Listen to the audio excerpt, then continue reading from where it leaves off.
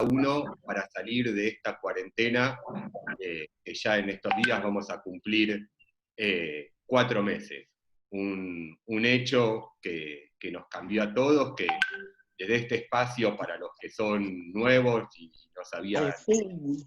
qué es el MCR Cava, básicamente somos un espacio político partidario que la gran mayoría de los que participamos venimos de la sociedad civil, de organizaciones, o desde las formas individuales nos interesa participar en lo comunitario, utilizando como ejemplo y como base de nuestro accionar a la Juanita, la cooperativa de la Juanita, el MTD, donde nos enseñaron que la dignidad y el trabajar entre todos y la integración es la única forma de poder lograr la dignidad y de poder salir adelante.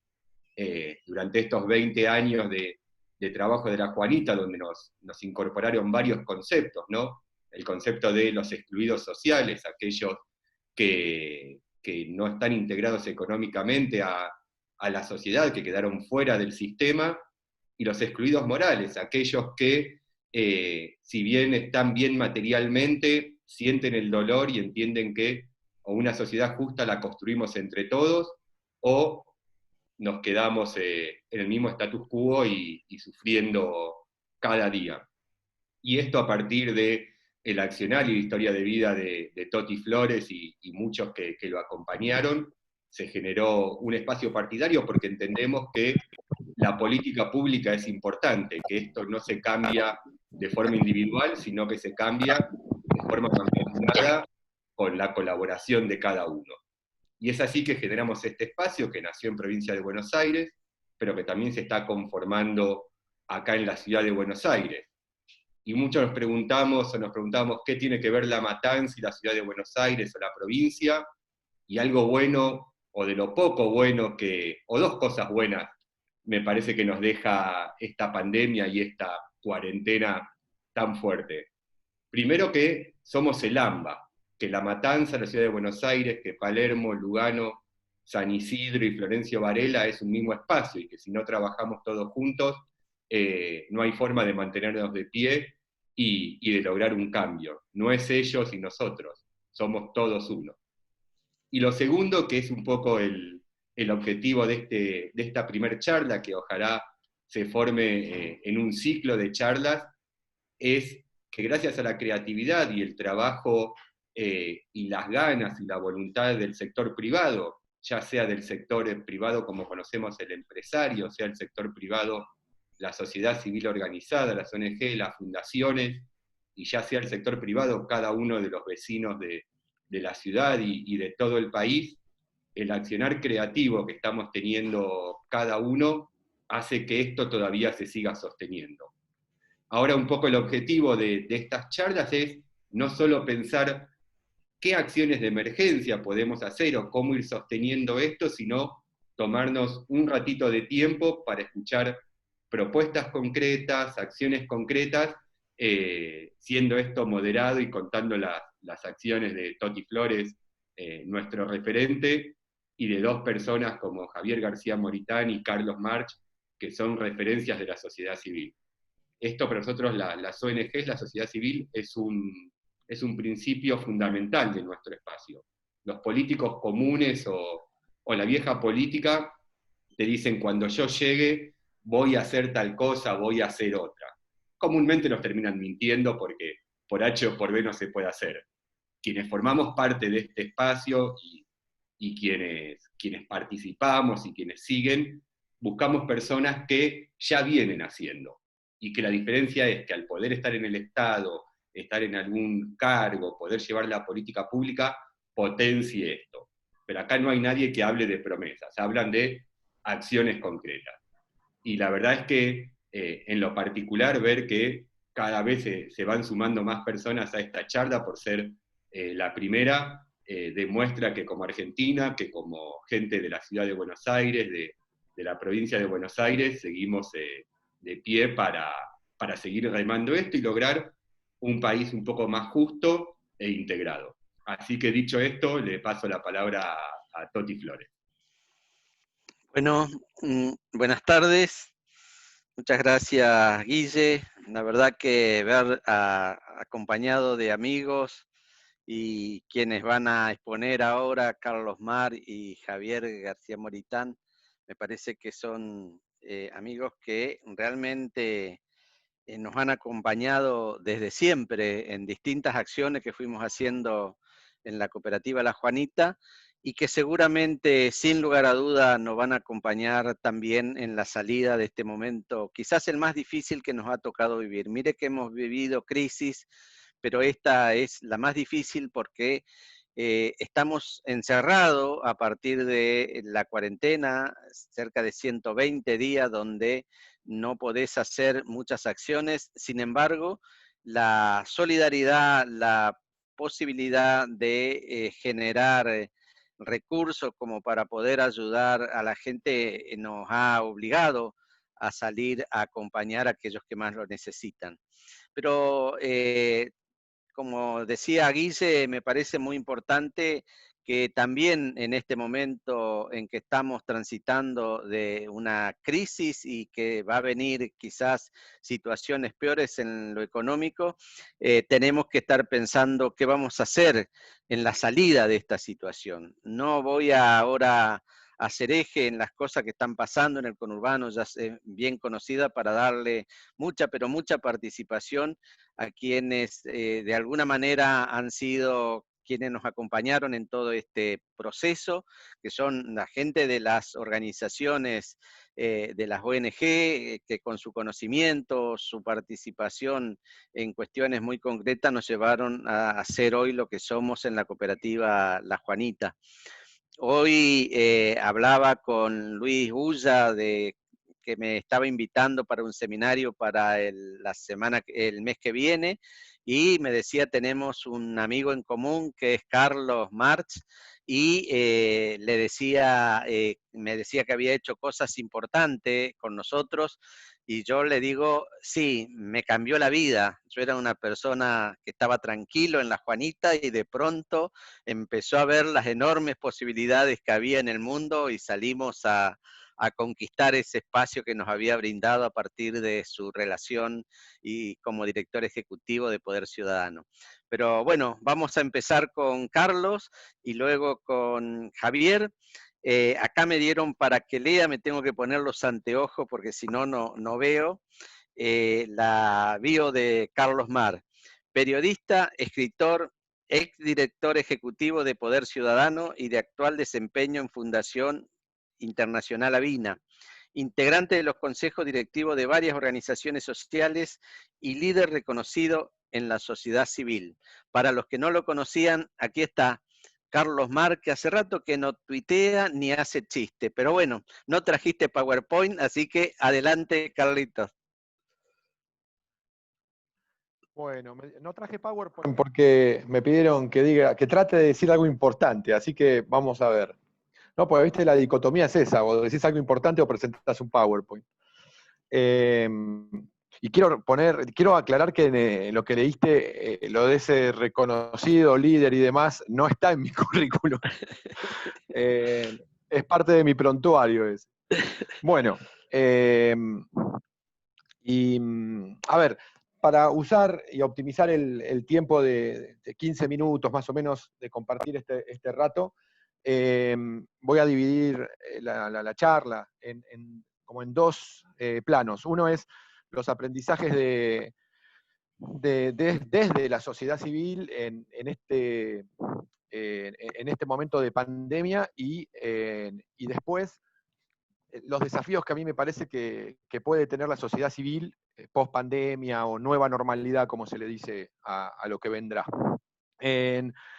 A ver, en materia de aprendizajes me parece que a nivel de contexto lo primero que surge es lo complicado que es tomar medidas universales en sociedades tan asimétricas. Estamos en Latinoamérica, que es la región más inequitativa del mundo, y los gobiernos de nuestros países se vieron obligados a tomar medidas de alcance universal, sin que los países estén preparados para poder aplicar esas medidas universales con las particularidades que requiere la simetría social que se da en nuestros países. Entonces, el gran problema que tenemos es que lo que es cuarentena para los sectores medios y altos es hacinamiento para los sectores bajos.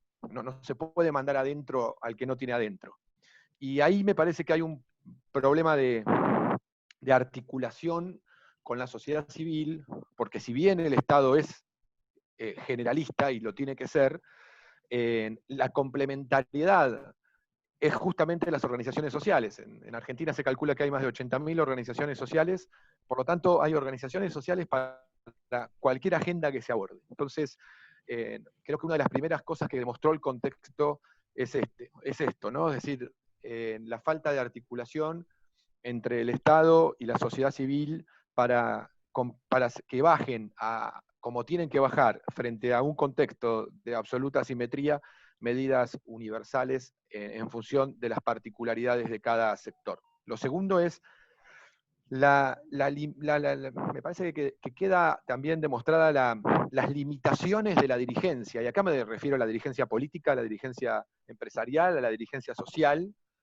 frente a dos características de la sociedad: la alta complejidad que tiene esta sociedad y la innovación que se necesita para enfrentar a la alta complejidad que tienen la realidad de nuestro mundo.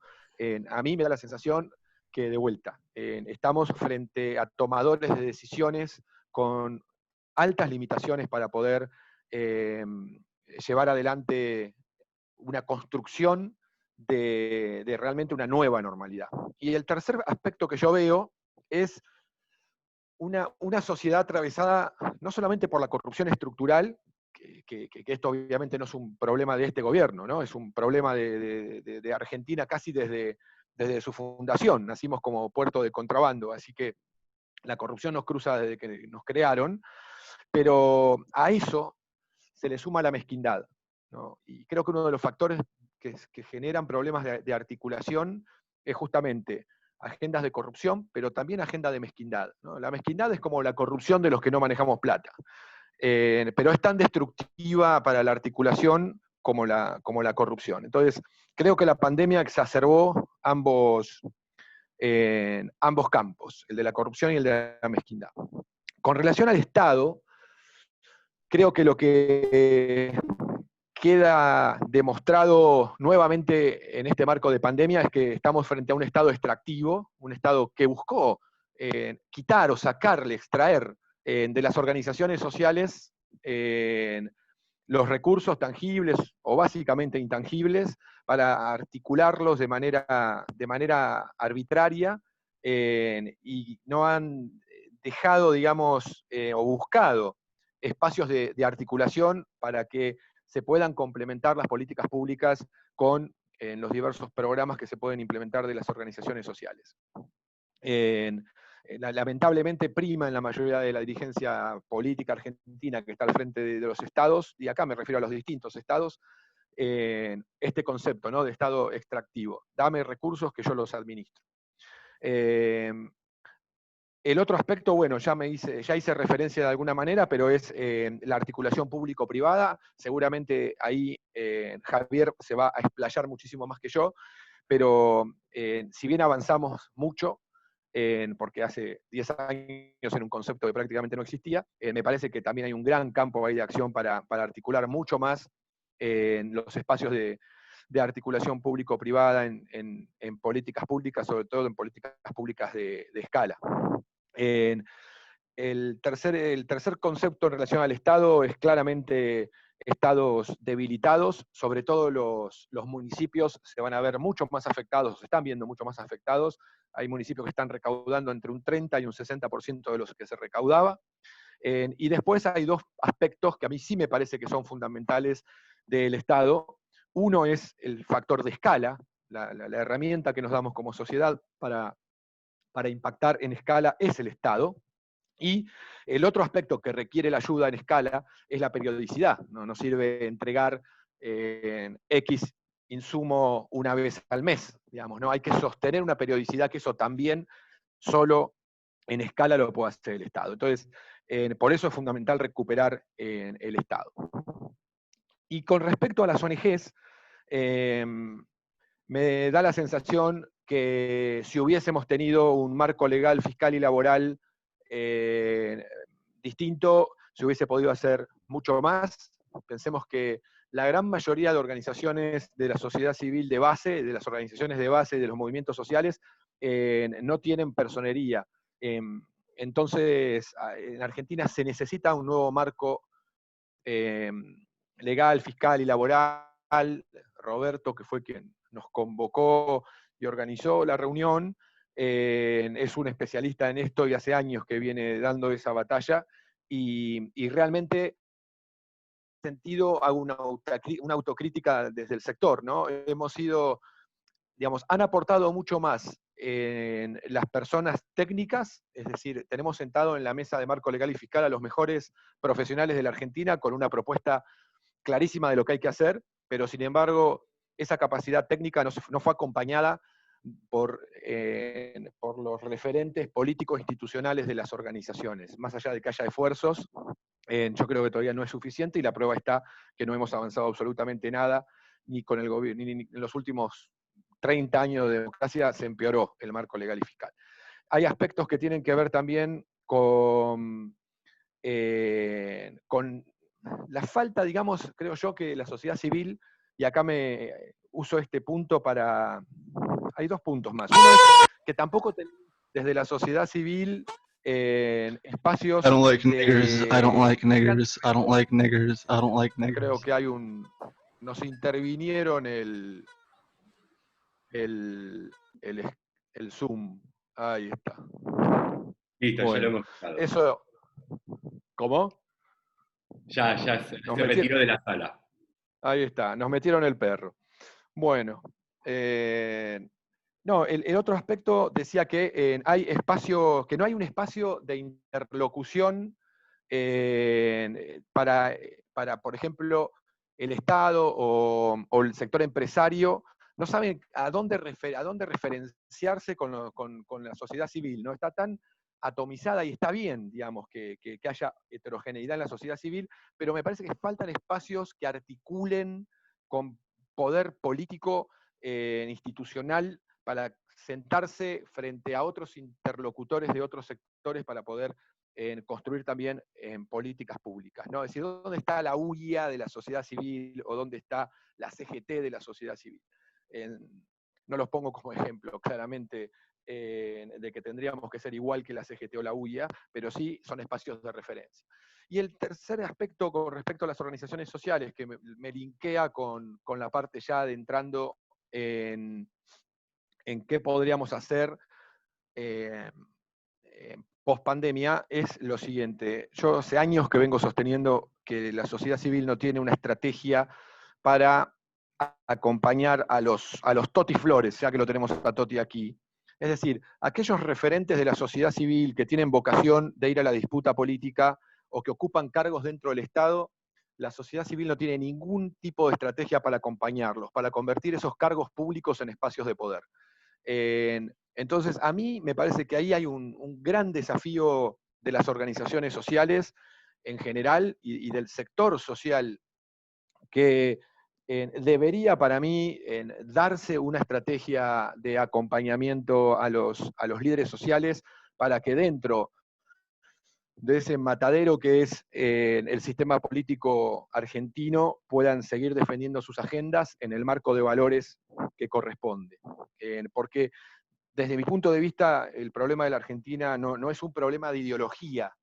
Estamos mucho más atrás todavía, ¿no? Es decir, la ideología es una forma de organizar las ideas para alcanzar el bien común. Como hay muchas ideologías, como hay muchas formas de organizar las ideas, hay muchas ideologías, y por suerte, porque sería aburridísimo si no. Pero el problema que tenemos es que ideología con valores es ideología sin valores es corrupción. Entonces, el problema que tenemos en Argentina es que se rompe el marco de valores, más allá de la construcción ideológica que se quiera, y ese es un problema importante. Entonces, el gran desafío que tiene la sociedad civil es cómo acompañamos a los dirigentes sociales que dentro de un marco de valores que desarrollaban fuera del sistema político estatal, lo puedan seguir desarrollando adentro. Y ahí hay 4 o 5 cosas que me parece que la nueva normalidad tiene que desarrollar para que realmente no volvamos digamos, a la salida de esta crisis y volvamos al punto de partida, ¿no? Es decir, a mí me parece que si esta crisis global de la pandemia se resuelve con la lógica de crisis, volvemos para atrás, volvemos al punto de partida, porque la crisis, digamos, no genera ruptura. Podemos volver al punto para atrás, y obviamente los que tienen poder acumulado en la normalidad anterior, por así decirlo, van a querer volver ahí. Si le va bárbaro en esa normalidad, ¿por qué van a salir de ahí? El gran desafío es cómo encontramos las grietas, cómo encontramos las rupturas para poder generar un cambio, pero generar también nueva normalidad. Es decir, cómo convertimos esa crisis ruptura, porque la ruptura no te permite volver al estado anterior. Y me parece que ese es el gran desafío que me parece tiene la construir nueva normalidad. Dentro de esta crisis, encontrar las rupturas que no nos permitan volver hacia la normalidad de la cual debemos salir. Y ahí hay 3 o 4 cosas que me gustaría compartir. Uno es, me da la sensación que la sociedad civil debería aumentar e incrementar el poder de interpelación a la democracia, ¿no? El sistema democrático, cuáles son las debilidades que tiene el sistema democrático. El sistema democrático está construido, es un invento del hombre y necesitamos generarle innovación permanentemente, ¿no? De hecho, a lo largo de la historia, desde el ágora griego a change.org, digamos, se han incrementado distintas innovaciones, se han incorporado a la democracia distintas innovaciones. Por ejemplo, el Tratado de Derechos Humanos de 1948 la convención es una innovación a la democracia. Todos los derechos del niño y la mujer es otra innovación a la democracia. Entonces, ¿cuál es la interpelación y la innovación que necesita la democracia hoy? Eso me parece que es fundamental poder resolverlo. De hecho, antes de la pandemia, la democracia venía siendo interpelada. Chile, para no irnos a un ejemplo europeo como el de Francia o el de otros países, Chile, a partir de una movilización social, logró un plebiscito constitucional que avanza sobre una reforma estructural del país. No es que pidieron la reforma de una ley, digamos, avanzaron y van a avanzar sobre la reforma de la Constitución que los rige. Entonces, en ese tipo de interpelación a la democracia me parece que tiene que ser promovida también desde las organizaciones o desde la sociedad civil organizada y no solo desde manifestaciones espontáneas de la sociedad. Y después también ver cuál es el techo de la democracia, ¿no? Es decir, por ejemplo, yo estoy escribiendo un libro y estoy juntando información con respecto a distintos aspectos de la democracia y se me ocurrió cruzar el ranking de Economist de los 10 mejores países rankeados en materia de democracia con cantidad poblacional. Y es sorprendente ver que de los 10 países mejores rankeados, solamente 2 de esos países superan los 10 millones de habitantes. El resto, todos los demás países tienen menos de 10 millones de habitantes. Es decir, la calidad democrática tiene el techo de 10 millones de habitantes para poder ser democracia de calidad, es una pregunta, digo.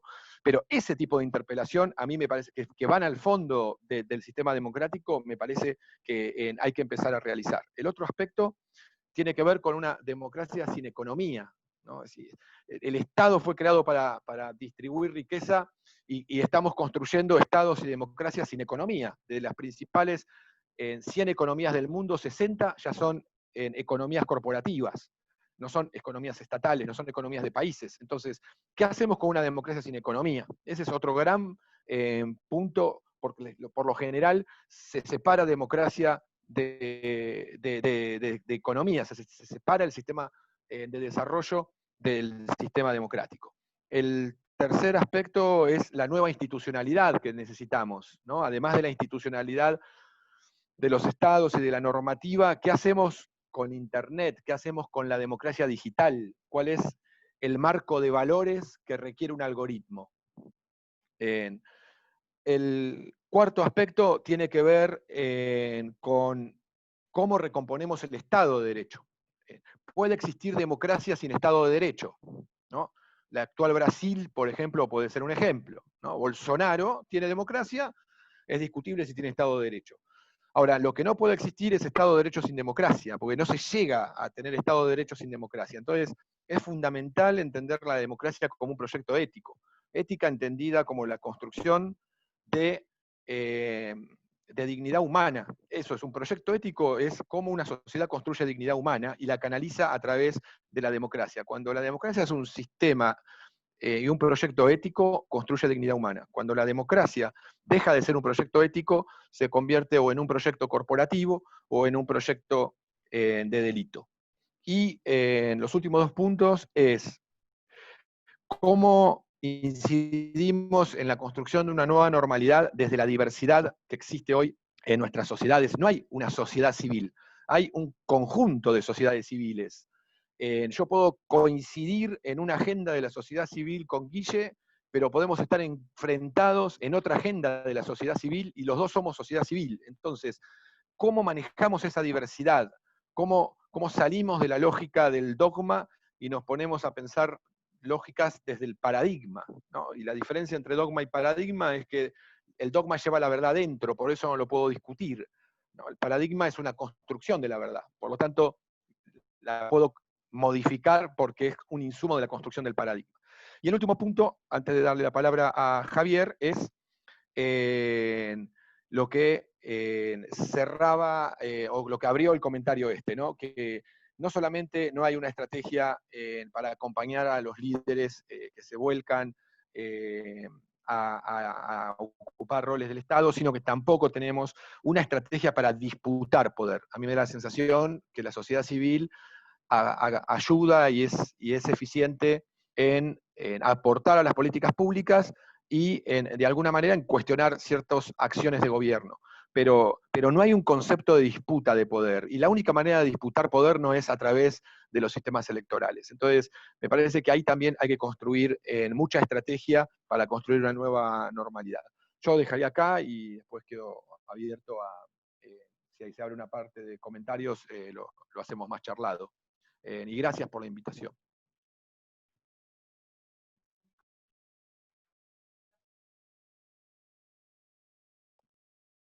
Toti, tiene el audio apagado.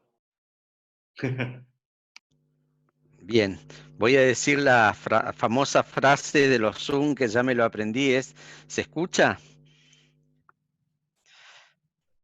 Bien, le decía que Javier García Moritán, licenciado en Ciencias de la Comunicación con estudio de posgrado en Responsabilidad Social Empresaria y Comunicación Institucional, es escritor y desde fines del 2017 es director ejecutivo del Grupo de Fundaciones y Empresas, una asociación civil que reúne a 40 principales fundaciones y compañías de la Argentina referente a la sociedad civil. Yo lo conocí a Javier en distintas circunstancias, pero me acuerdo dos momentos muy interesantes y que viene a cuento ahora, presentando un libro en la Fundación Monnier, ¿así se pronuncia? Muy Porque bien. mi francés, ¿está bien? Impresionante. Quería ver qué te acordabas, a ver, después yo te Bien, digo. bien. Bueno, bueno, mi problema con el idioma cuando empecé a leer libros y qué sé yo, allá en mi juventud hace mucho tiempo, leí un libro sobre dialéctica y me resultaba difícil porque el autor para mí era Hegel y la gente lo pronunciaba Hegel, ¿viste? Entonces, ¿pero cómo? Empecemos no por ponernos de acuerdo cómo se lee. Así que mis idiomas, ¿viste? Son difíciles. Pero bueno, presentando este libro sobre ética y la verdad que fue muy, muy interesante en un espacio que para mí era importantísimo. Y después bajamos al llano y tuvimos un debate, creo que era con Menéndez, Javier tratando de unir lo que parecía imposible, que era por dónde empezábamos a caminar los movimientos sociales desde experiencia totalmente distinta. Pero bueno, es una persona que admiro y ayer tuve con un pariente acá, dije yo soy amigo de Javier García Moritán y él me dijo yo soy pariente de él, así que no había muchos para eso. Así que Javier, te saludo y bueno, todo tuyo el espacio. Gracias, Toti. Qué placer estar en este espacio, que me siento como amigo de la casa absolutamente. Yo te voy a decir, nos conocemos desde antes. Lo que pasa es que, viste, como las personas vamos cambiando los sombreros, es lógico que te despistaras. A mí me tocó ir a la Juanita hace un montón de años cuando trabajaba en una empresa, que era Gas Natural, y en aquella empresa yo estaba a cargo de la fundación, entonces desde muy joven ya tuve cerca a la Juanita como modelo también. Tenés Así que razón, tenés mucho de esto razón. vamos a decirlo. Y lo que pasa es que después nos volvimos a encontrar con mi rol más filosófico, que también me gusta que lo hayas contado para que mis observaciones o mis comentarios o reflexiones que pueda hacer hoy no vayan exclusivamente con mi rol actual de director ejecutivo del Grupo de Fundaciones y Empresas, sino de una perspectiva lo más amplia posible. Porque es verdad, vos mencionás el Instituto Emanuel Munier, y la verdad es que ahí habíamos encontrado un punto de anclaje súper interesante en algunas de las ideas de Lilita Carrió y en mucho de lo que vos has puesto en práctica, que Charlie lo mencionó, la dignidad de la persona humana como centro de la civilización, ¿no? Y acá voy a dedicarle unos segundos a mencionar el marco, si se quiere, del personalismo, que es el ámbito filosófico o la adscripción que yo encuentro para ver el mundo, que es esto, el personalismo comunitario. Esta idea desarrollada en la entreguerra europea, en los años 30, que decían pensadores como Emmanuel Munier o como Jacques Maritain, que fue uno de los grandes influenciadores en lo que fue la Declaración Universal de los Derechos Humanos, también que Charlie citó, esta idea de que ni el Estado ni el mercado, sino la persona humana en relación es y debe ser el centro de la civilización. De más está decir que cuando el Estado lo es todo en una concepción ideológica, se deviene rápidamente en totalitarismo, ¿no? En colectivismos que avasallan la dignidad de la persona. Y en la contracara de ese pensamiento ideológico está el individualismo. Munier hablaba del individualismo burgués, que solo le importa reivindicar sus derechos casi como si no tuviera ningún tipo de obligaciones para con el otro, ¿no? Entonces, Munier habla del personalismo comunitario como la persona en el encuentro con el otro es la base fundante de toda sociedad. Y estas ideas filosóficas que las traigo a colación me ayudan a comenzar esta charla con esta idea que Charlie mencionó ya, ¿no? Hablar de una interpelación a la sociedad en su conjunto, de un cambio de paradigma, de una nueva mirada en la cultura. Y a mí me gusta pensar en esta analogía que voy a hacer de la persona humana a la persona jurídica. Mayoritariamente tendemos a consensuar que las personas humanas nos realizamos a nosotras mismas en tanto y en cuanto nos damos a alguien más, en tanto y en cuanto ponemos nuestros dones al servicio de una causa que va más allá de mi propia felicidad, ¿no? Es decir, cuando sirvo desde el servicio a alguien más, cuando aporto valor a la vida de otro. Y casi que todos estamos de acuerdo, ¿no? En esta idea, al menos desde la educación, desde los valores. Y hay una cosa muy curiosa que ocurre en el mundo institucional, y es que si casi todas las personas creemos en esta idea, después por un misterio que todavía no me explico, a nivel sociedad, en el mundo de las instituciones, los valores que priman son los de la competencia individualista y la fragmentación. Entonces vos decís, y todos esos valores, si se quiere, de nuestra cultura judeocristiana, de la mirada del otro y desde la construcción de mi propia realización personal en ese encuentro, ¿por qué entra en conflicto? Y en un conflicto tan naturalizado, es decir, está tan naturalizado que las cosas sean de este modo que no hay conflicto, eso quiero decir. Y a mí me gustan aquellas ideas que vienen como las que provienen de la economía del bien común, o algunas ideas innovadoras de personas e instituciones que están cuestionando los cimientos que nosotros naturalizamos en las estructuras de la sociedad. Por ejemplo, esta idea de que el rol de las empresas en una sociedad es el de la creación de riqueza, y en todo caso la dinamización de la economía.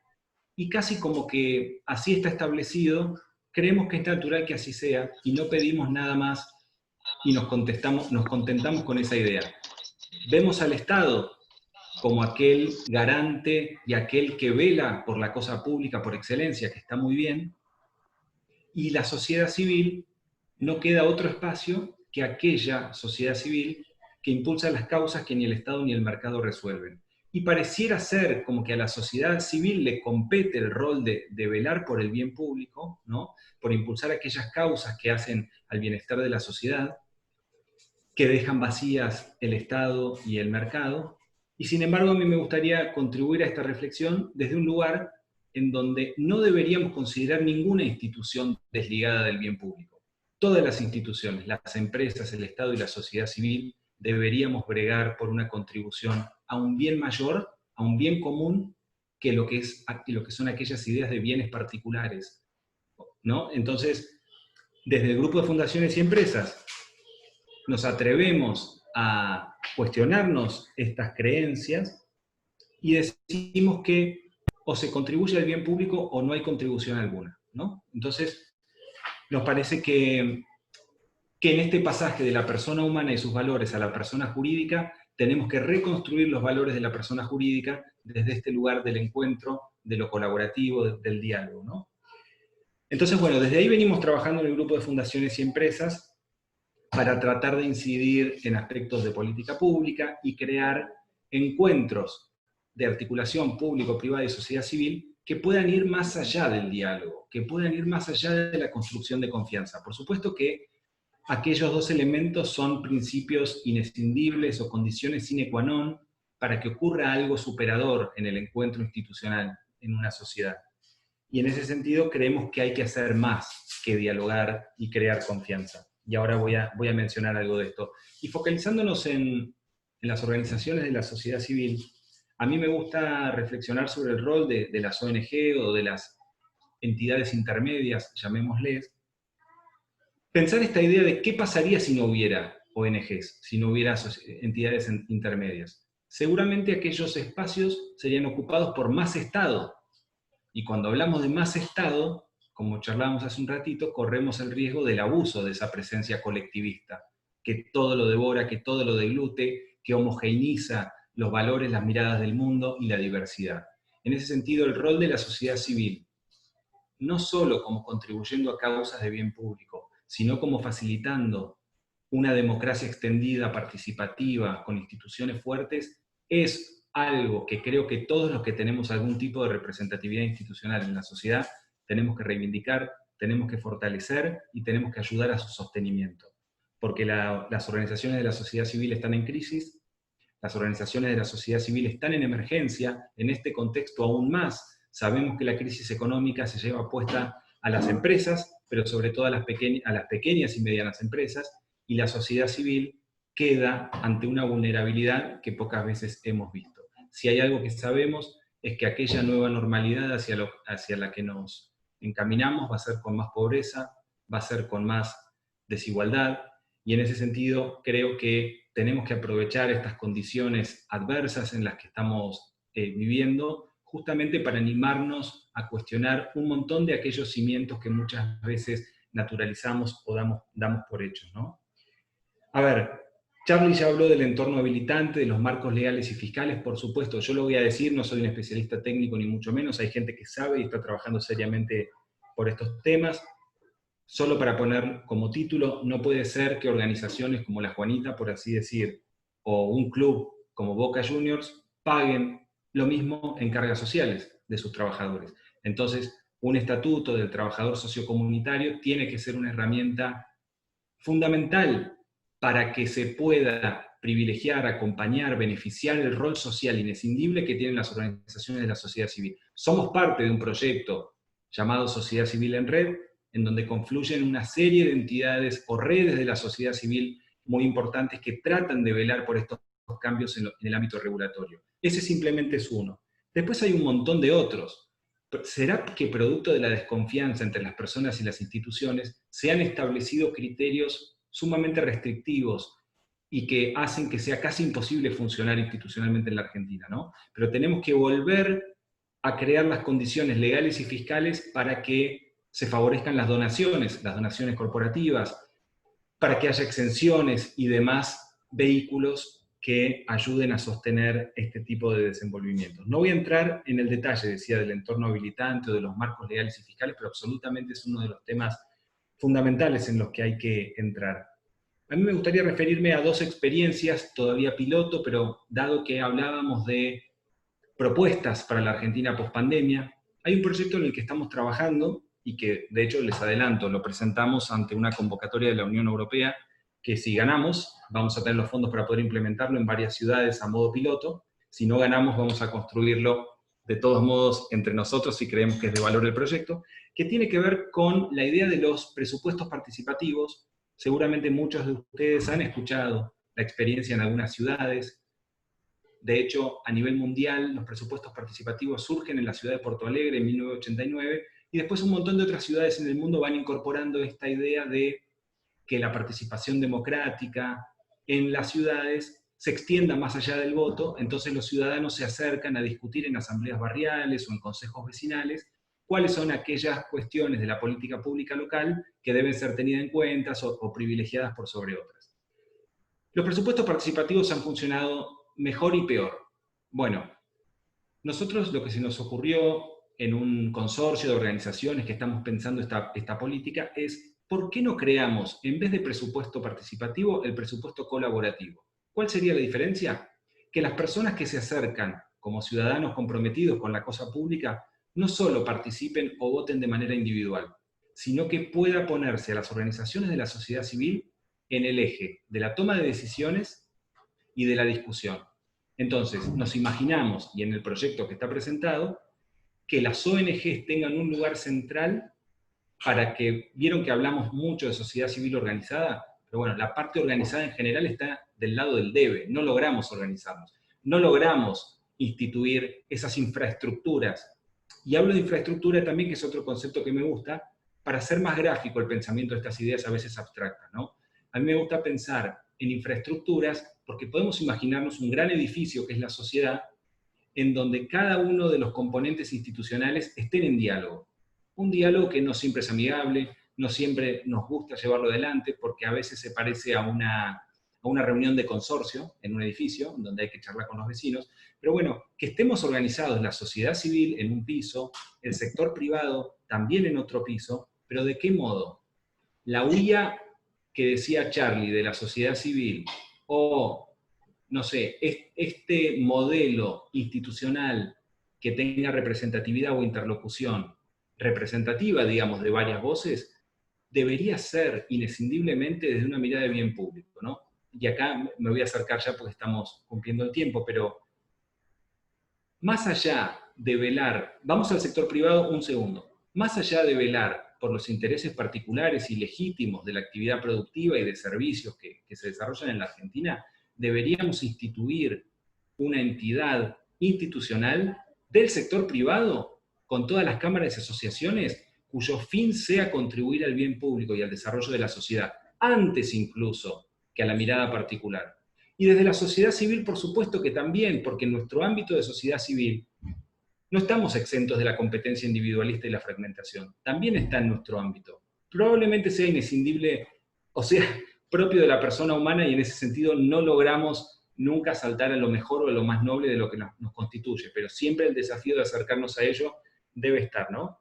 Entonces, ya que vamos a promover y a profundizar una idea de infraestructuras de bien público, construidas y edificadas sobre cimientos fuertes, tenemos que lograr construir ese edificio de un sector privado unido en pos del bien público y una sociedad civil organizada, colaborativa, que logra generar mecanismos conjuntos para la transformación de la sociedad. Entonces, solo para terminar con el ejemplo de los presupuestos participativos devenidos en presupuestos colaborativos, la gran idea de fondo es, ¿qué pasaría en una ciudad si todos los representantes institucionales de esa ciudad, pensemos a las empresas, las ONGs, el gobierno local con su intendente, todos identificaran un mismo norte de desarrollo, todos estuvieran preocupados por resolver los problemas que afectan a todos?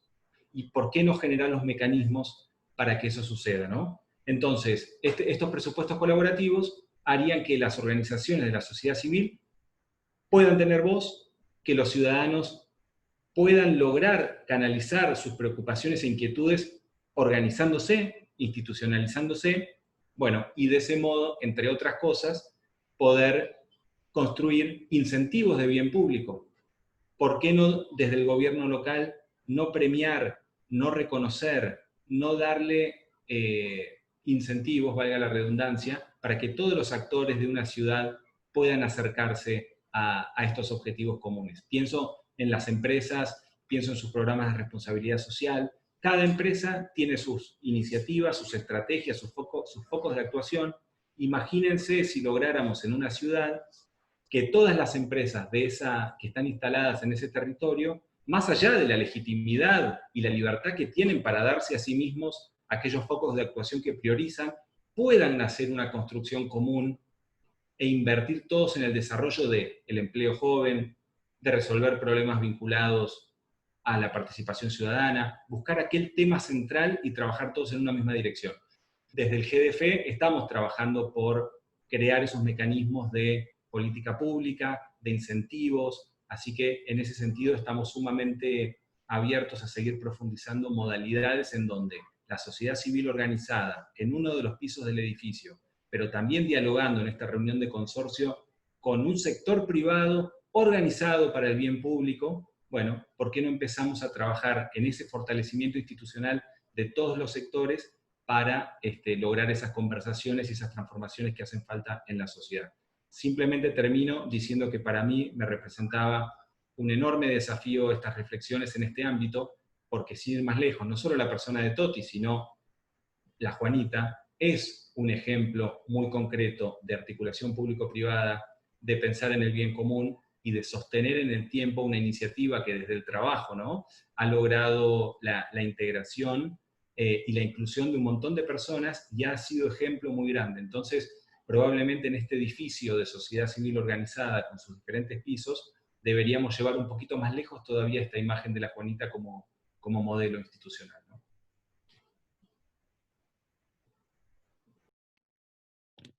Micrófono, Toti. Bien, ahí está. Bien, decía que Guille dirá cómo sigue esto, pero me parece una definición, por lo menos desde lo que acá estamos escuchando, sin lugar a duda nuestro compromiso de profundizar este debate y de comprometernos a acciones en el ámbito parlamentario donde estamos para generar proyecto de ley. Hoy también hablaba con Roberto sobre algunas propuestas que tiene, que a lo mejor sería interesante, si ya lo tiene más o menos ordenada, que también nos diga. Y yo tengo un compromiso que es estos últimos años de mi actividad política que me ha dado una visibilidad que puedo colaborar para cambiar algunas cosas. Mi obsesión es cambiar La Matanza y salir de esta etapa de decadencia. Y ahora, Javier, te digo, como le digo a cada uno, quiero que nos ayuden y quiero presupuesto colaborativo para La Matanza. Así que te vamos a estar todos los días diciendo a ver cómo lo hacemos. Les paso como una segunda ronda, nos fueron enviando preguntas desde el formulario de inscripción y también por el chat. Es para los tres, pues también sé que tienen sus tiempos, así que en este sentido les leo las preguntas y vean qué pueden ir respondiendo. Por ejemplo, Andrea Sassi y Paulo Estefano preguntan, ¿no?, ¿qué articulaciones o incentivos son necesarios para enseñar a pescar en lugar de dar pescado? O sea, la función de la sociedad civil en ese sentido. Y después también, en esta situación que estamos pasando, es si pensaron en enseñar a la gente a producir sus alimentos. Roberto Campo pregunta cómo hacer para que las OSC tengan mayor incidencia pública. ¿Cuáles son, que en algunos puntos lo comentaron, Juan Taret pregunta cuáles son las modificaciones o qué propuestas en el ámbito normativo impositivo. Y Silvia Mañone pregunta si es posible replicar la Juanita en Ciudad de Buenos Aires después de la pandemia. Y ahí también habría que ver un poquito cuál es el espíritu de la Juanita. ¿Quién de los tres quiere empezar con estas preguntas y seguimos para adelante? Un variopinto de preguntas, pueden agarrar cualquier de los puntos. Sé, Carlos y Javier. Charlie se mantiene en silencio, por favor. Bueno, ya que me provocan, ahora se joroban. Voy a responder, hay dos que vi en el chat. Una hace alusión a si el actual gobierno argentino, digamos, no viola Estado de Derecho, como yo puse el ejemplo de Bolsonaro. Sí, claramente. Digamos, todos los gobiernos latinoamericanos violan Estado de Derecho permanentemente. Puse el ejemplo de Bolsonaro, como puedo poner el ejemplo de Evo Morales, digamos, no quería entrar en el tema argentino específicamente, pero sí, claramente, digamos, para unir un poco el mundo de la inversión social privada y la vulneración de derechos, la intervención a Vicentín es anticonstitucional. Así que, empezando por ahí tenés un hecho bien concreto donde se vulnera Estado de Derecho. Y se está vulnerando el Estado de Derecho de un poderoso, ¿no? No de un ciudadano a pie, como se dice, que me parece una expresión horrible. Y lo otro es el tema de, lo leí en el chat, no me acuerdo bien, pero hacía referencia al tema de que tengan representación parlamentaria a las cooperativas y demás. Sí, yo creo que hay que reformatear el sistema democrático. Y el tema también de los partidos, en muchos países hay candidaturas independientes. El punto que yo creo que tiene que evitar la democracia es que se corporativice, que deje de ser un proyecto ético y se convierta en un proyecto corporativo. Y acá es corporación de cualquier orden, porque la clase política argentina también se convirtió en una corporación. Pensemos que estuvimos 33 años para que se dicte la ley de acceso a la información pública. Y eso fue un impedimento en no avanzar con esa ley de la corporación política. No es que Menem se oponía o... No, digamos, el conjunto de la política, por un paradigma y por una forma de hacer política, se oponía a darle una herramienta de control ciudadano a la ciudadanía. Entonces, el problema, por eso digo, no es tan ideológico. Para mí hay un problema primero de construcción de marco de valores. Y las cosas que planteaba Guille ahí, esto de enseñar a pescar, sí, hay un montón de programas desde la sociedad civil, incluso articulados con la política pública de formación. Hay empresas incluso que se dedican a empresas, bueno, estamos sacando un libro sobre la empresa Arbusta, que es una empresa que capacita chicos en asentamientos en la capital federal y en el conurbano bonaerense y los emplea en nuevas tecnologías. Y son proveedores de empresas como Mercado Libre, de primera línea. Entonces, hay el potrero digital, por ejemplo, que la Juanita lo impulsa en La Matanza, es otro excelente ejemplo de capacitación, en donde además se está corriendo el eje en donde a los sectores vulnerables solo hay que capacitarlos en albañilería, iba a decir peluquería, pero no soy el mejor ejemplo para decirlo. Entonces, y se los está capacitando en, digamos, en nuevas tecnologías, ¿no? Que es insertarlos realmente en el mundo que viene, en el mundo que está y en el mundo que viene. Entonces, también hay muchísimos programas que se están haciendo. ¿Qué se puede hacer para mejorar la incidencia de las organizaciones sociales? Bueno, para mí básicamente es eso, es estructurar alianzas muchísimo más poderosas que las que se estructuran. Somos en América Latina, y con esto le cedo la palabra a Javier. ¿Y por qué? Y lo ato con por qué nos cuesta tanto, por ejemplo, replicar la Juanita. No sé quién hizo referencia, creo que Javier, o Guille, no me acuerdo, Guille creo que fue la introducción, a dos expresiones que caracterizaban a la Juanita, ¿no? Los excluidos morales. Bueno, hay para mí otra expresión que caracteriza a la Juanita, que es cuando con otros somos nosotros. Porque o lo hacemos articuladamente o no cambiamos nada. Entonces, la Juanita, lo que tiene que replicarse no es la Juanita, es justamente la concepción, ¿no? La filosofía que está atrás de la Juanita. Después, si se llama la Juanita, tiene el formato de cooperativa o el formato de cualquier otra organización, no importa, pero está la concepción con frases como esta, por ejemplo. Y me parece medular porque el problema que tenemos en Latinoamérica es que, y voy a poner un ejemplo futbolero, perdonen para los que no les gusta el fútbol, pero en Argentina todos queremos ser Messi. Y Messi es Messi en Barcelona. En la selección argentina, Messi es un pobre tipo que le obligan a ponerse al servicio del equipo, ¿no? En Barcelona le construyeron 10 cracks alrededor para potenciar el talento de Messi. En la selección argentina le agradecemos a Messi que él se ponga al servicio del equipo Y hasta hace poco, el referente de la selección argentina era Mascherano, que es el que destruye juego, no el que crea juego. La selección argentina es básicamente la expresión del país. Entonces, me parece que el gran problema que tenemos en Argentina es ese. Queremos ser todos Messi sin Barcelonas. Y lo que tenemos que construir son Barcelonas, porque sin Barcelona no hay Messi. Cambio. Sí, sobre las preguntas de Guille, y también algo que leí por el chat, está bueno hacer esta mezcla de seguir al moderador y lo que los colegas acá, los invitados, acotan. Hay una idea que dice algo así, y un poco me cuestionó sobre que esta separación tan taxativa de que hay empresas lucrativas y hay otro tipo de categoría, ¿no?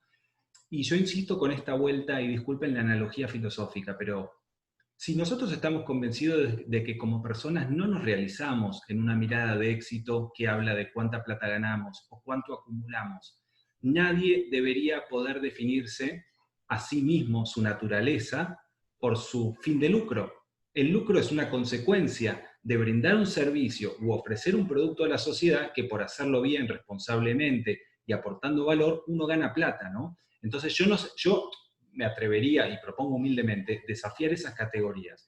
Y en ese sentido, así como volvemos con esta idea de que uno no se realiza cuando acumula y acapara para sí, las empresas tampoco deberían definirse por esa cualidad, sino por el valor que aportan a la sociedad. En ese sentido, surgen estas ideas cada vez más presentes hoy en día de que el propósito esté por sobre cualquier otro tipo de definición, ¿no? Que haya un propósito, y no puede haber un propósito que no sea el de aportar valor a alguien más que sea el bolsillo del accionista, que está muy bien, tiene que haber otras contribuciones de valor. En ese sentido, voy al tema de los incentivos de bien público que charlábamos. Vieron que muchísimos intendentes y gobernadores en todo el país crean diferentes incentivos para fomentar las economías regionales. Entonces, de golpe un gobernador establece una ley provincial que dice que si una empresa se instala ahí le vas a dar tal y cual beneficio. Bueno, dado que vivimos también en un mundo en donde los incentivos son importantes, a mí me parece que desde la sociedad civil y desde un sector privado comprometido con el desarrollo, un desarrollo más integral, un desarrollo sustentable, deberíamos crear proyectos de ley de incentivos de bien público. Es decir, no solo premiarte o darte un descuento fiscal solo porque te instales en mi distrito, independientemente de qué actividad vas a desarrollar, sino premiar, reconocer, apuntalar a aquellos actores sociales, que pueden ser las empresas también, que de repente, por motus propios, están resolviendo o contribuyendo a resolver un problema central de la política pública. Ahí se me ocurre pensar que ordenanzas municipales que brinden reconocimiento, premio, etcétera, para aquellos que hacen las cosas de manera superlativa, debería ser un modelo que no solo premia al que hace las cosas bien, sino que hace que los otros que eligen otros caminos encuentren que el compromiso con el desarrollo sostenible también te da premio. Y no solo pienso en que tenga un descuento impositivo, un descuento en una tasa, pienso en que se pueden crear mecanismos para favorecer el acceso a crédito. En este contexto de carencias, de recursos, de incertidumbre, muchas empresas debieron ser, entre comillas, rescatadas o apoyadas con subsidios desde el Estado. Imagínense, ante la escasez de recursos, si no hubiéramos podido beneficiar primero a aquellos que tienen un rol más virtuoso en la sociedad. Entonces yo pienso el incentivo de bien público como esta idea de promover distintos desarrollos que, por sobre todas las cosas, hacen de que un distrito quiera tener a ese actor económico produciendo y brindando servicios en su localidad, ¿no? Esa es la idea de... Y por supuesto que con Toti vamos a tener que seguir conversando de esto, porque desde ya que necesita un basamento legislativo, y me parece que es un lindo ámbito para promover, premiar las buenas conductas también.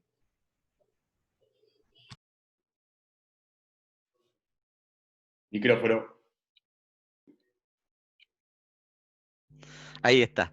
Yo respondería a la pregunta si se puede hacer otras Juanitas en la Ciudad de Buenos Aires. Claro que sí.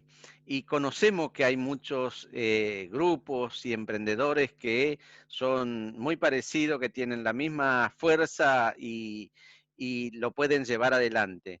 Quizás le falta la audacia que tuvimos nosotros de romper el gueto de donde estábamos y empezar a pensar de que esto lo teníamos que construir con otros distintos. Y ahí vienen los ejemplos que podemos citar, muchos, de la relación que establecimos con Churba, con Maru Botana, y que fue a partir de un eje de alguien que nos dijo por dónde podíamos ir y nos acompañó en la articulación, dándonos confianza en que las personas que, aunque hubiera diferencias de poder económico, que fueran empresarios exitosos, artistas exitosos, nosotros éramos personas como ellos y nos podíamos juntar y amalgamar algún proyecto donde los dos fuéramos beneficiados. Y así empezamos a transitar este camino que hoy estamos contentos de hacerlo, y quizás el mayor logro y de nuestra, para poder decir lo que hemos logrado, quizás no sea una acumulación de bienes medido desde lo económico, sino la satisfacción de decir lo que pensábamos, podemos decir de que se está cumpliendo.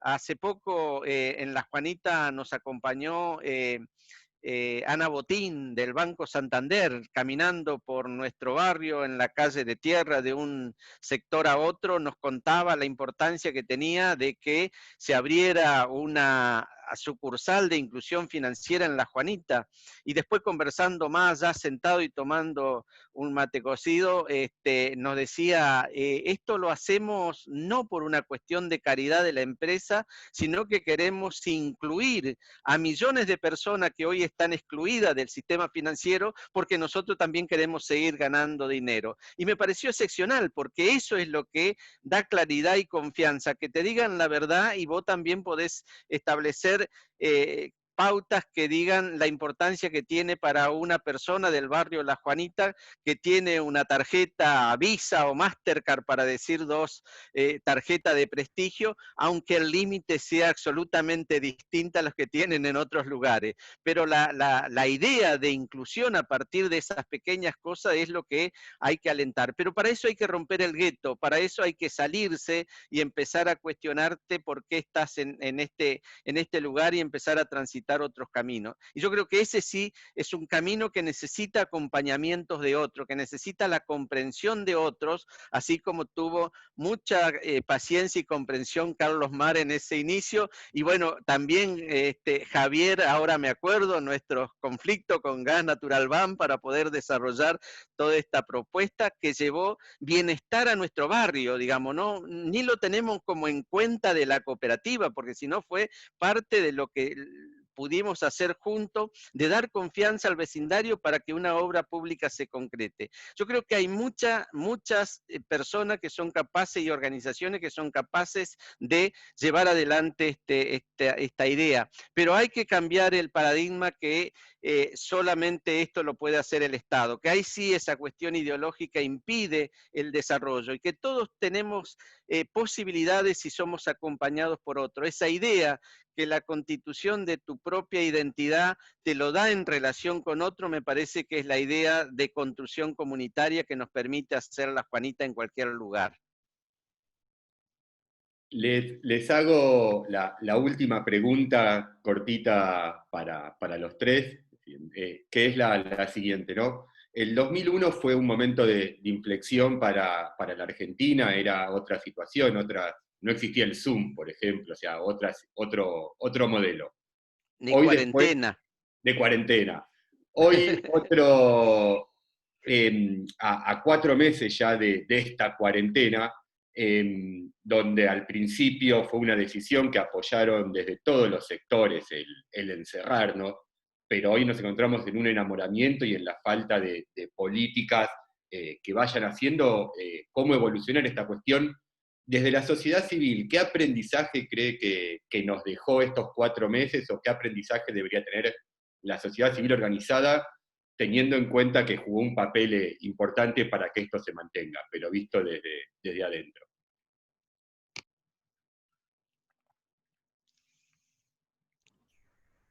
Esa, Guille, es una pregunta para los tres. Exactamente. Es una pregunta corta con respuesta larga. No, a ver, a mí me parece que es fundamental que el gobierno, y los gobiernos, digo, ¿no? Pues, digo a los tres niveles, eh, convoque a las distintas fuerzas de la sociedad civil, y como bien se dijo en el chat, digamos, sociedad civil para mí es un término que engloba a la descripción que se ponía en el chat, ¿no? Sociedad civil también es empresa, la sociedad civil, empresa con fin de lucro, todas las empresas tienen fin de lucro, digo, ¿no? Pero distribuyen o no distribuyen los dividendos con la empresa social, por ejemplo. Pero me parece que tienen que buscar, digamos, el espacio de diálogo con los distintos actores de la sociedad civil, de las fuerzas políticas, los sindicatos, etcétera, y poder empezar a poner en marcha la salida de la cuarentena, porque la pandemia se va a tardar más, pero sí hay que salir de la cuarentena y empezar a reactivar. No solamente, digamos, hemos sufrido una pandemia sanitaria, ¿no? Tenemos una pandemia económica, claramente, y tenemos una pandemia democrática. Digamos, estamos funcionando sin los poderes legislativos y judiciales. Entonces, estas tres pandemias hay que desactivarlas. Y eso me parece que es muy complicado si, digamos, frente a el pedido de abrir diálogo, el gobierno dice que no es el momento, entonces no sé cuándo será el momento realmente. Así que hay mucha gente que no puede esperar más, digamos, ¿no? Es decir, yo estoy como en mi casa, en aire acondicionado, ¿no? Yo puedo esperar lo que a Alberto Fernández se le ocurra, pero hay muchísima gente. Entonces, me parece que, de vuelta, es muy difícil hacerlo con dirigencia que no entiende la complejidad, y por otro lado, me da la sensación, tres cosas quiero decir, pues en el chat se habló bastante también de bienes públicos y Javier hizo referencia.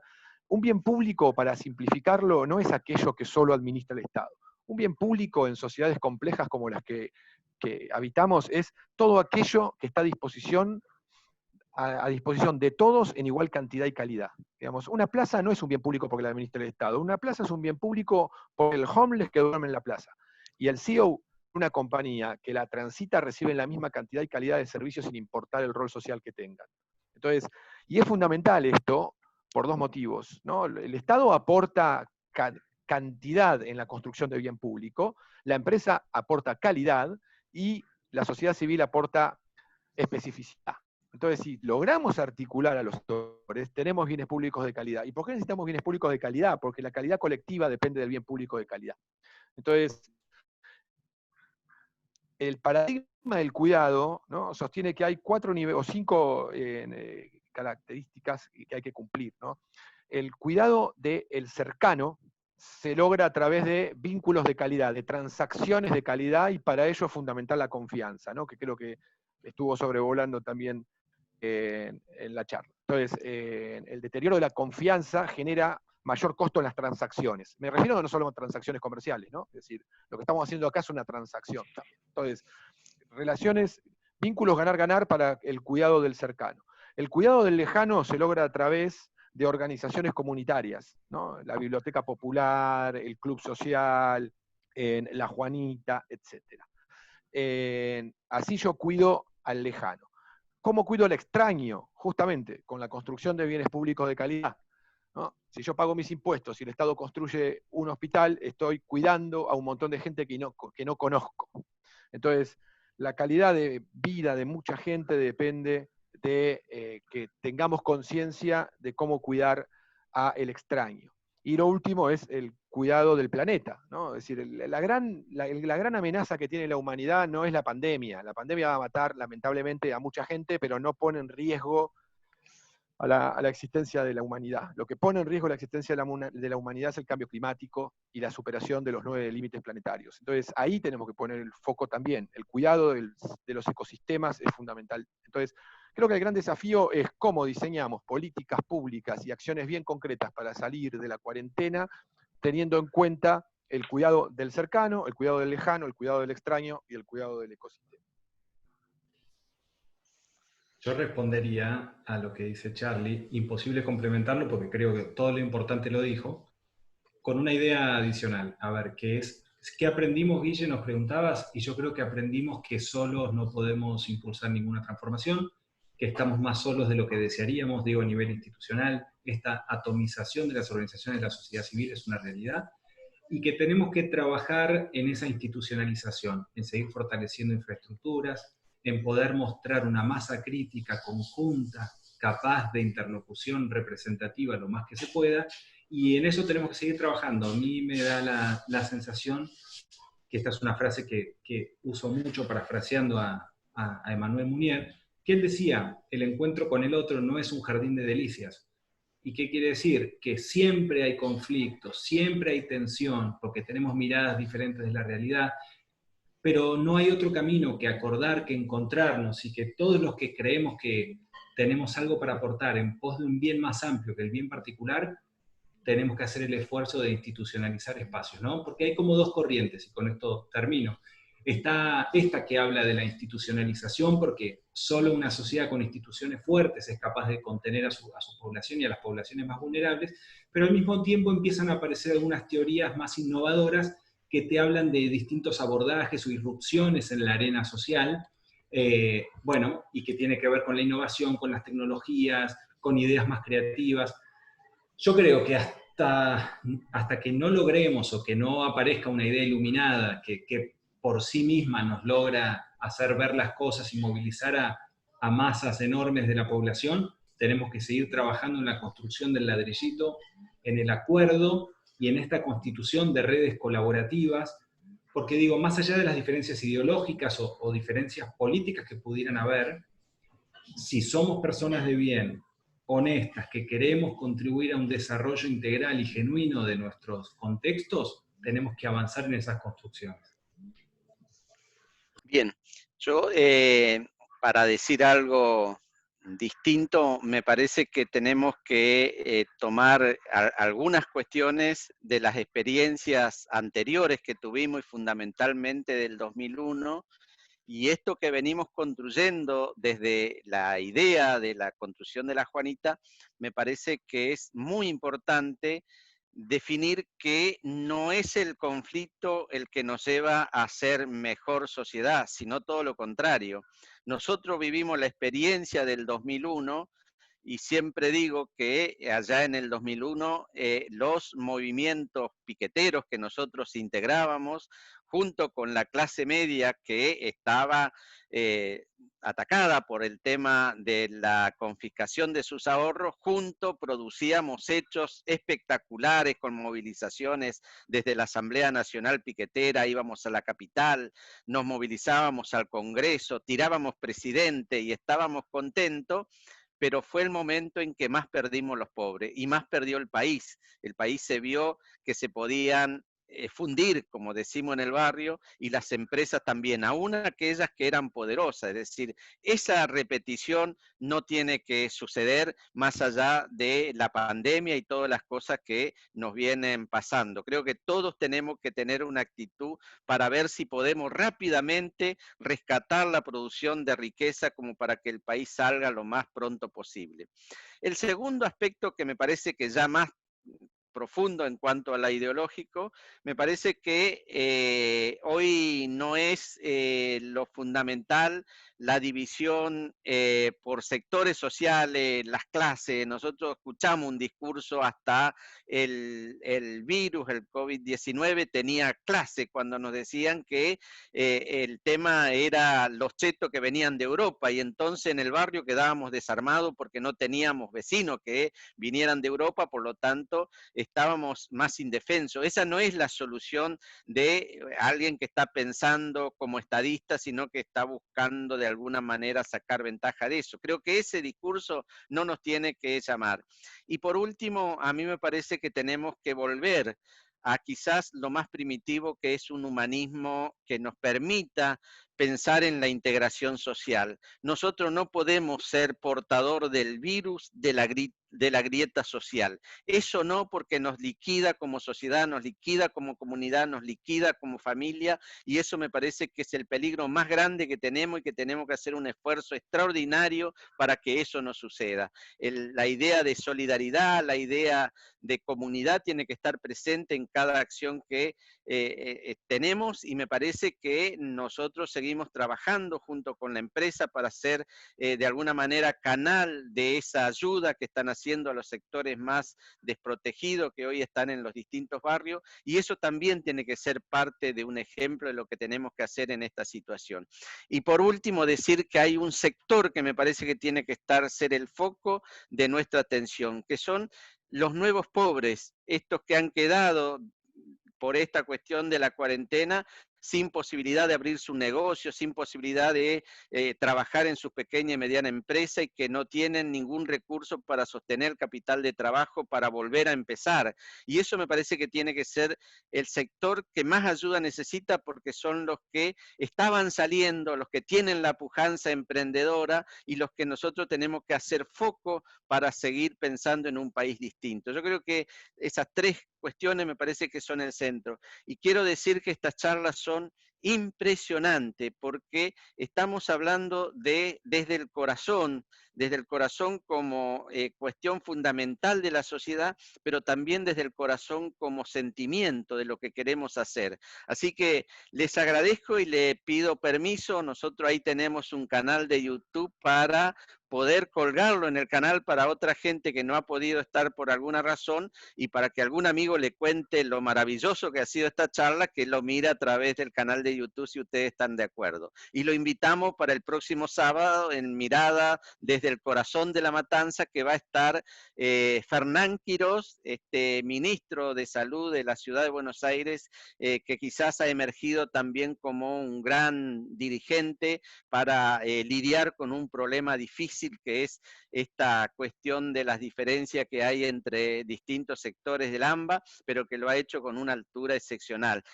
No se lo pierdan el sábado en Mirada desde el corazón de la Matanza, también por Zoom. Sí, ahí hay que anotarse, les va a llegar los links, como les llegaron a ustedes las invitaciones. Hablo en nombre, perdón, Toti, suyo y mío, de agradecerle a Mariana Lacabe, a Roberto Fermino, a Pato Erickson y Lucía Morete, que es quien hicieron esta charla. La verdad que poder ver un trasfondo filosófico y de gente que acciona es un aliciente y una caricia al alma para estos momentos que estamos pasando. La idea es también ir generando más charlas de este tipo y que puedan invitar a sus amigos, vecinos, lo mismo que la charla del sábado, porque creemos que son las formas de poder seguir estando de pie y estando uno con otro en estos momentos de tanta virtualidad. A Charlie y a Javier, en nombre del partido, gracias por estar presente, que dos amigos inauguren este tipo de charlas, es un placer. Y Toti, gracias por ser nuestro referente y mostrarnos cuál es la línea. Solamente algo que se me había pasado varias veces, vi en el chat que intervenía Rubén Seída, un cooperativista de aquello. Lo vamos a invitar también en algunas charlas posteriores para que nos hable de la importancia y la pujanza que tiene la cooperación y el cooperativismo en estos momentos del país y del mundo. Así que muchas gracias también a Rubén, porque lo vi ahí en el chat. Bueno, gente, muchas gracias y nos vemos el sábado y seguramente el otro miércoles. Gracias, Toti, Charlie gracias, y Papi. Gracias, Un abrazo Guille. grande. Gracias a todos. Chao, Toti, gracias. Chao, chao. Abrazos. Muchas gracias.